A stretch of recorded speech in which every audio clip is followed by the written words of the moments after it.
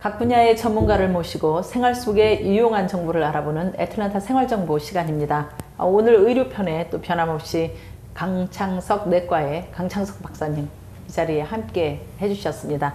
안녕하세요. 네, 안녕하세요. 네.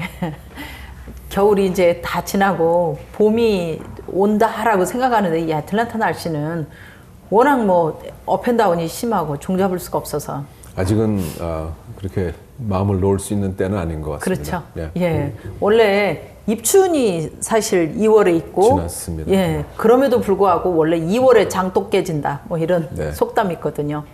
지난번에도 계속 2월 달이 오히려 1월 달부터 더 추울 때가 많은 것 같은, 좀 약간 긴장이 풀어질 때 탁 추우니까 그렇죠. 좀 그래서 그런지 모르겠지만 좀 더 추운 것 같은 느낌이 항상 있었습니다. 그렇죠. 요즘 환자들은 주로 어느 환자들? 뭐 아무래도 이번 겨울에는 감기가 특히 심했고요. 그다음에 지난 우리 질병 통제센터에서 발표했듯이 어딘가 독감 예방 주사가 조금 약간 미스매치가 정확하게 매치가 안 돼서 금년에 독감이 예년보다는 좀 더 성했고요. 그래서 독감 환자와 이런 폐렴 환자 굉장히 많았던 것 같고, 개인적으로도 클리닉에서도 특히 독감 환자들이 굉장히 많았고, 1월 달에까지 굉장히 많았다가 좀 뜸했는데 한 지난주부터 다시 독감이 되게 왜 독감 그러냐면 독감이 한 4주 내지 6주 또 8주 이렇게 오래 가거든요. 그렇죠. 그러니까 오래 가면서 낫는 싶으면 또 있다가 다시 또 재발해서 다시 시작하는 듯한 그러한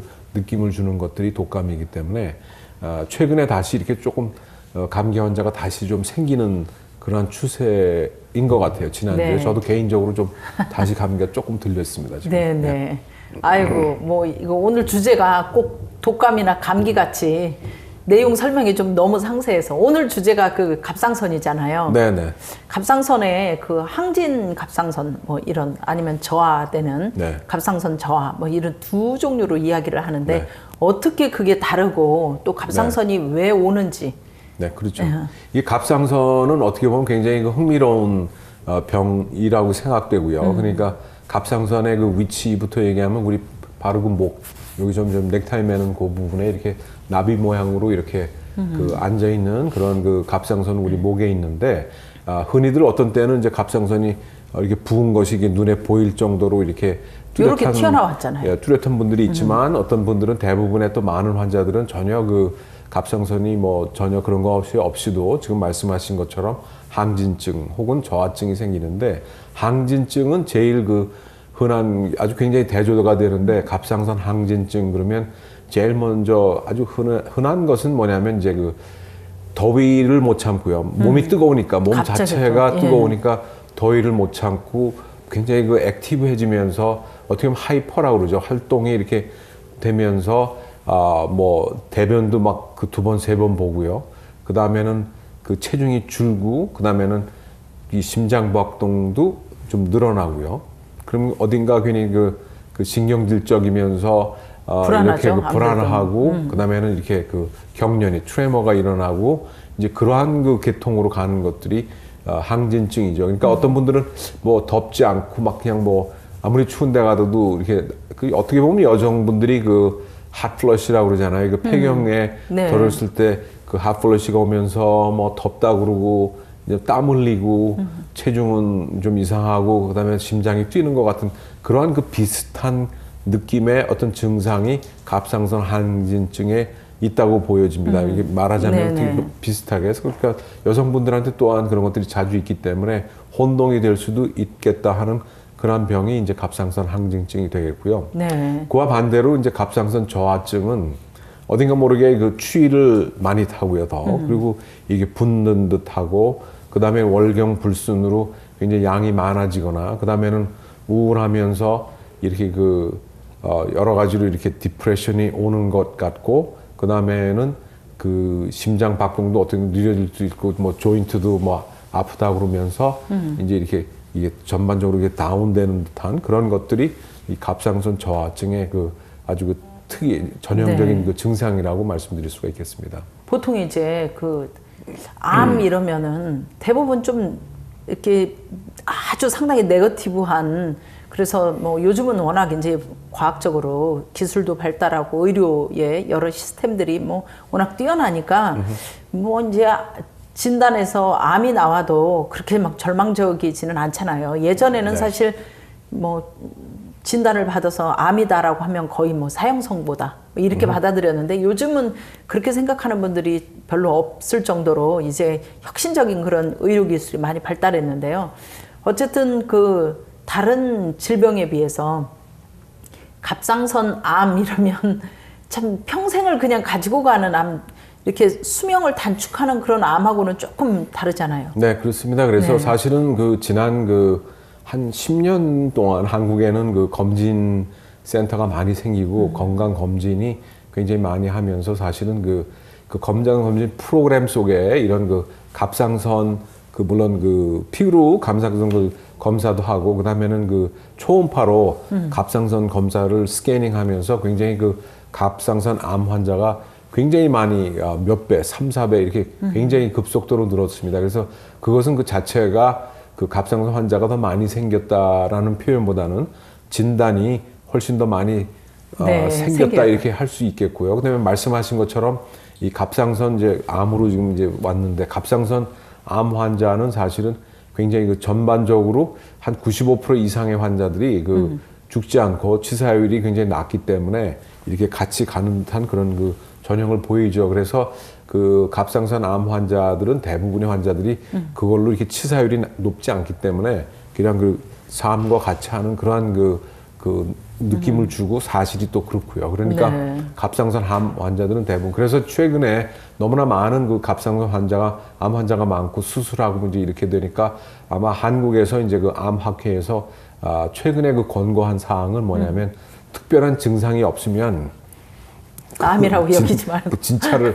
진단을 이제 그쯤에서 멈춰서 그 진단하지 않고 그냥 그 워치하는 그러니까 모니터하는 그러한 그 관찰하라고 하는 그런 권면까지 나오는 그런 일들이 있죠. 그럴 근데 정도로. 이제, 네. 그렇죠. 근데 그거는 이제 그렇게 됐는데 사실은 이런 그 증상들이 그 항진증이나 저하증하고 암하고는 그 대부분의 많은 그 갑상선 그 암 환자들은 또한 증상이 없는 환자가 많기 때문에 이제 그거하고는 조금 다른데요. 하여튼 그 갑상선 항진하고 그 저하증의 그런 느낌이 들을 때 이러한 그 항진증부터 먼저 얘기한다면 그 가장 그 흔한 것은 이제 고이터라고 그래서 Graves' disease 해서 그 이름이 그렇게 되어 있는데 그것은 자가 면역 그 병 중에 하나입니다. 그래서 그 병이 왜냐하면 항진증이 되는 이유는 우리 그 갑상선에 그 샘에 이렇게 글랜드가 이렇게 있는데 그 갑상선 자체를 우리 몸이 자가 면역이라는 건 우리 몸의 그 항체가 이 갑상선 그 자체를 그 항원으로 그러니까 이것을 그 적으로 생각해서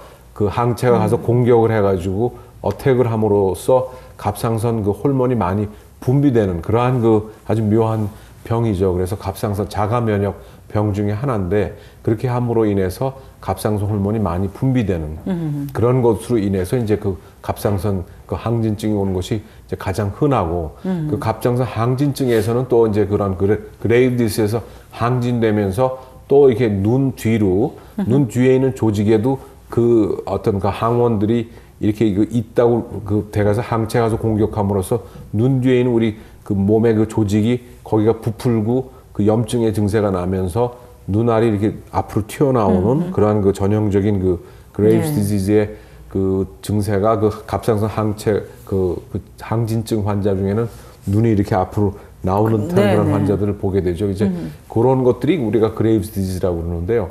그런 환자들을 볼 때 이제 우리가 그런 게 있고 그다음에 또 다른 환자는 뭐 이제 아이오다인의 그런 우리 그 요도의 그런 그 결핍에 의해서 생기는 그런 것들도 있을 수가 있고요. 그런 그 갑상선이 커지고 그다음에 어떤 때는 그 염증에 의해서 생기는 그런 그 갑상선 그 항진증도 있을 수가 있는데 이러한 그 항진증 환자들은 이제 또 한 가지의 그 구별은 뭐냐면 아까 지금 암을 말씀하셨으니까 또 하지만 그 어떤 거는 갑상선 암 중에는 그러한 그 결절들이 갑상선을 또 특히 이렇게 분비하는 그러한 그 암도 갑상선 항진증의 이제 일부라고 생각할 수 있죠. 그래서 우리가 그런 것들은 이제 스캔을 해가지고 이게 하시냐 아니냐 그러니까 갑상선을 분비하는 호르몬이라든지 이렇게 해서 우리가 방사선 치료를 하는 것이 치료의 방법이고 있고요. 그다음 방사선 치료를 함으로써 그 갑상선 그 샘들을 다 죽여버리는 거죠. 근데 거의 대부분 요새는 옛날에는 어느 일정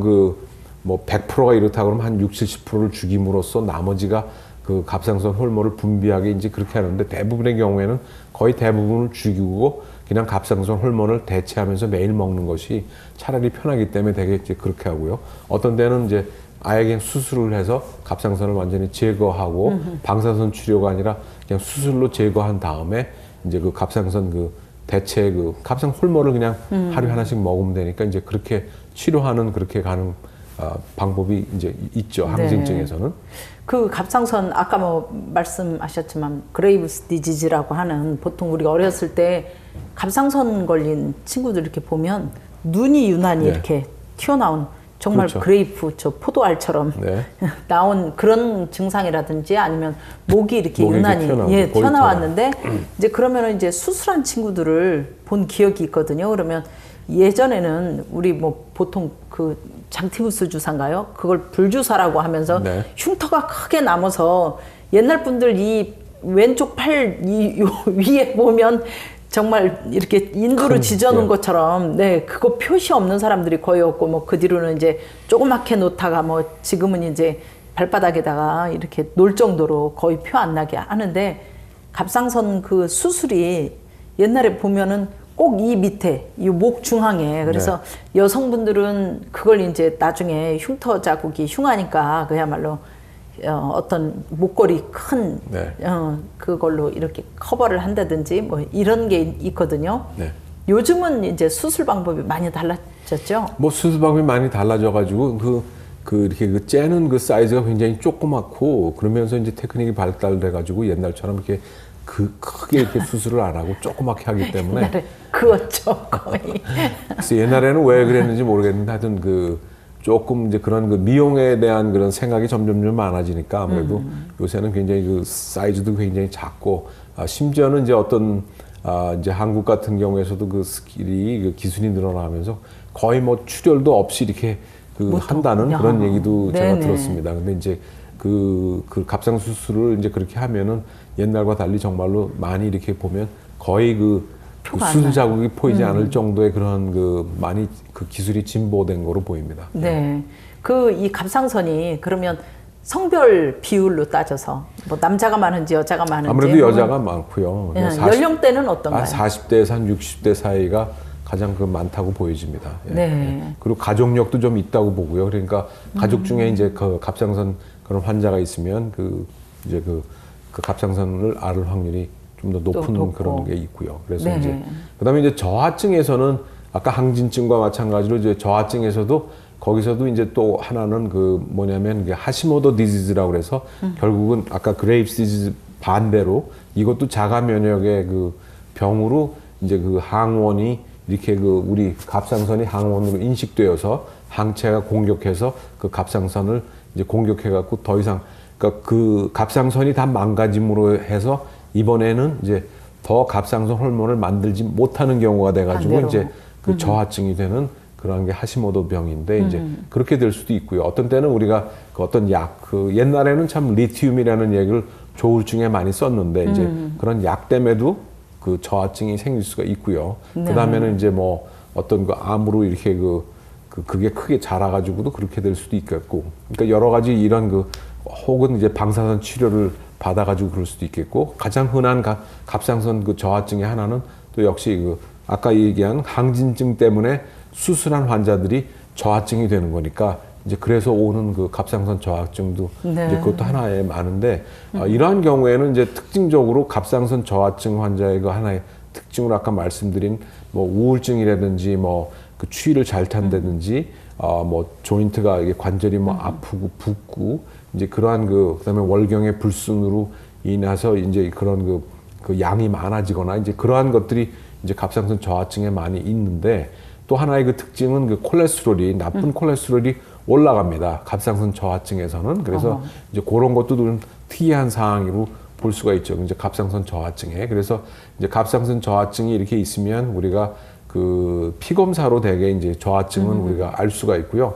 저하증이 되면은 이제 그 갑상선 호르몬을 대체하게 갑상선 호르몬을 먹으면 이제 될 수가 있는데 그거는 대개 갑상선 대체 그 호르몬을 먹을 때 우리가 그 연령에 따라서 혹은 기본 다른 그 병들이 있는가 없느냐에 따라서 아주 저용량부터 이 단계적으로 조금씩 이제 올려 가게 되죠. 그래서 한번 그 대체 그 약을 쓰기 시작하면 한 4주 내지 6주 정도 후에 다시 그 측정을 해서 어느 정도인가 보고 또 양을 올리게 되면 이제 올리고 그렇게 해서 한번 제대로 이게 정착이 되면 대개 한 6개월에 한 번 정도 그 호르몬 검사를 하면 충분히 그리고 굉장히 쉽게 그 이렇게 그 갑상선 호르몬을 유지할 수가 있게 되겠습니다. 네. 아까 그 말씀하신 그 대조적인 두 가지 증세 중에 갑상선 항진증의 증세는 막 정말 더위를 이렇게 네.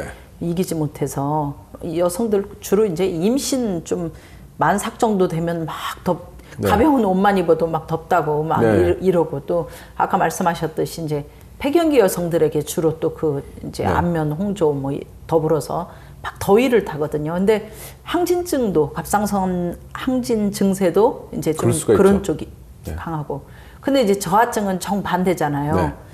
뭐 남자에 따라서 여자에 따라서 오는 게 아니라 그럼 무작위로 그냥 그 증세는 올 수 그렇게 오는 있군요. 거죠. 왜냐하면 갑상선 호르몬 자체가 이 말씀 지금 가만히 들어보면 그 굉장히 흥미롭잖아요. 그러니까 네. 어떻게 보면 갑상선 호르몬은 그 역할이 뭐냐면 우리 몸의 모든 그 신진 대사를 이게 조절하는 호르몬이다 이렇게 생각하면 되죠. 그러니까 완전히 그 탑 이게 제일 그 사령탑 위에서 우리 몸에서 생기는 모든 그 신진 대사를 이렇게 관찰하는 그러니까 스피드나 이런 이런 그 속도를 조절하는 네.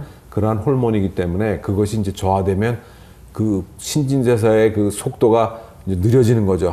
저하증이면 그리고 이제 그 항진증이면 빨라진다고 보면 되죠. 그러니까 이제 뭐 그 음악으로 치면 크레센토로 더 프레스토로 더 빨라지는 거고 갑상 호르몬이 줄어들게 되면 점점 늘어지는 리타르단도로 이렇게 간다고 볼 수 있겠죠. 그래서 굉장히 그 흥미로운 호르몬이라고 볼 수가 있겠습니다. 예. 네. 예전에 비해서 이 갑상선을 앓고 있는 혹은 갑상선 암으로 이렇게 발표되는 그런 게 왜 이렇게 더 늘어나나요? 아니면 줄어드는 추세인가요? 특별히 뭐 늘었다고 보다는 아까 말씀드린 것처럼 이게 진단이 좀 더 발달하니까 진단 방법이 발달하니까 이제 그런 것 같고요. 그다음에는 이제 사실은 이 정말로 신체적으로 자기가 그런 그 삼킬 때나 이렇게 숨 쉴 때 이렇게 불편함, 어떤 그 이물질을 느낄 때 우리가 이제 그거를 촉진이나 이렇게 본인의 이제 그렇게 할 수 있고요. 그래서 제일 첫 번째 방법은 만약에 이제 그런 것이 만져진다 그러면 당연히 우리가 그 피검사로 갑상선 그 호르몬에 그런 이상이 있는지 없는지를 우리가 이제 봐야 되겠고요. 두 번째로는 그다음에 이제 초음파 검사로 우리가 결절이 보이는지 안 보이는지 어떤 때는 그냥 만져도 사실은 굉장히 쉽지 않은데 그런 사이즈가 이제 어느 정도 되는지를 이제 보겠고요. 그 다음에는 그 사이즈가 정말로 굉장히 그 작은 사이즈에서 뭐 1cm도 안 되고 5mm, 뭐 3mm 이제 그런 경우가 굉장히 많은데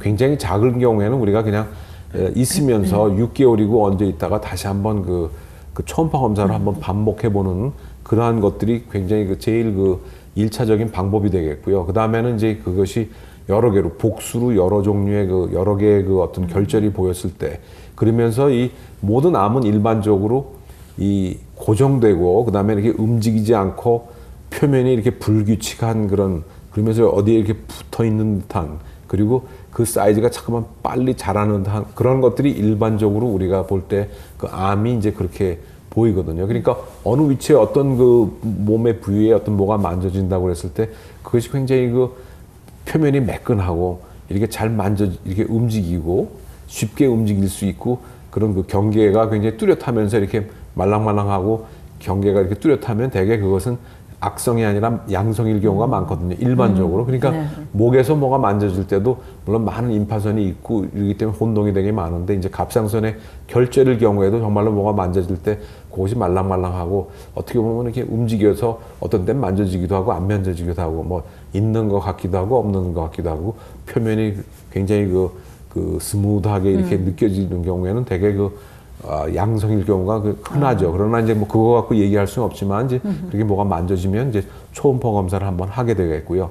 하면서 그것이 굉장히 작을 때는 그냥 우리가 기다리면서 한 6개월이고 뭐 3개월이고 있으면서 다시 한번 해볼 수가 있겠고, 그 다음에 그것이 표면이 좀 불규칙하고 사이즈가 점점 커지는 것 같다고 그랬을 때 우리가 이제 fine needle 그 바이옵시, 그러니까 아주 굉장히 가느다란 그 바늘로 이렇게 주사기로 이렇게 네. 넣어가지고 조직을 빼가지고 우리가 그 조직 검사를 하게 됩니다. 그래서 그 조직 검사가 양성이면 뭐 괜찮은 거고요. 그냥 워치하고 그것이 이제 뭐 그 악성으로 이제 암이라고 판명이 네. 됐을 때 우리가 이제 조치를 수술을 취하는. 하게 네. 되는 거겠죠. 그러니까 양성일 경우에는 그냥 뭐 주기적으로 이렇게 보고 아주 그게 사이즈가 그 양성임에도 불구하고 이 사이즈가 커서 정말로 본인이 뭐 삼킨 데는 숨 쉬는데 불편할 정도가 되면 우리가 수술을 해야 되겠지만 네. 그렇지 않으면 대부분의 경우는 그냥 그 모니터하고 관찰하는 그런 것을 하면 될 것 같습니다. 네.